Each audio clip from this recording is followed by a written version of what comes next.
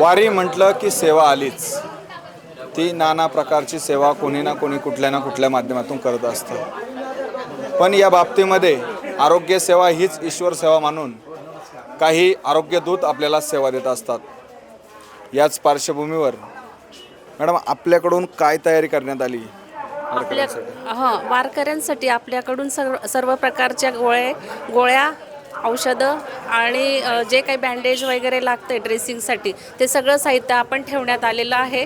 ह्या वारकऱ्यांना जास्त त्रास कसला असतो तर पाय दुखणे, अंग दुखणे, सर्दी आणि खोकला आणि जुलाबाचे, तर ह्या सर्व प्रकारची औषधं आपण ठेवलेली आहे. आणि आतापर्यंत 231 OPD झालेली आपली, त्याच्यापैकी 2-4 फक्त जुलाबाचे आहेत, त्यांना आपण गोळ्या औषधं दिलेली आहेत.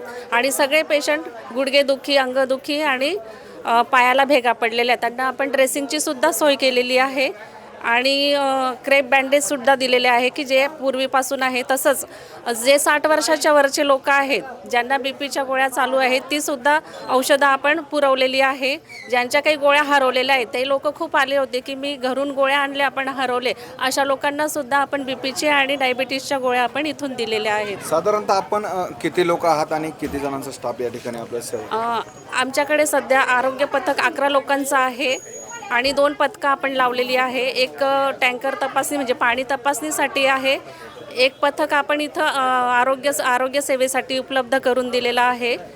असे 2 पथकं लावलेली आहेत आपण. वारकऱ्यांचं शरीर निरोगी राहावं यासाठी आपण काय आव्हान करतो? वारकऱ्यांचं शरीर निरोगी राहावं यासाठी आपण तर आहार, विहार आणि योग ह्यासाठी आपण जे काही उपयोग आपण करू, जसं की आहार म्हणजे स्वच्छ पाणी, स्वच्छ अन्न, दूषित अन्न खाऊ नये, दूषित पाणी पिऊ नये, ह्याच्यानेच आरोग्य चांगलं राहील.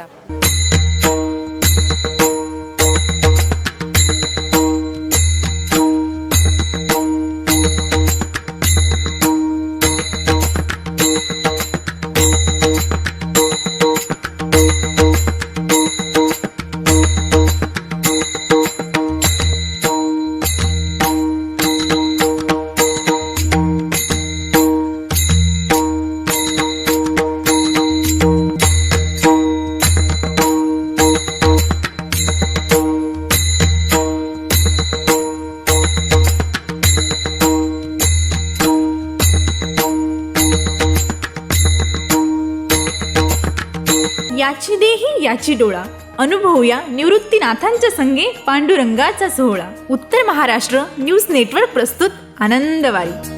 श्री क्षेत्र त्र्यंबकेश्वर ते श्री क्षेत्र पंढरपूर, दररोज फक्त आपल्या उत्तर महाराष्ट्र न्यूज नेटवर्कवर.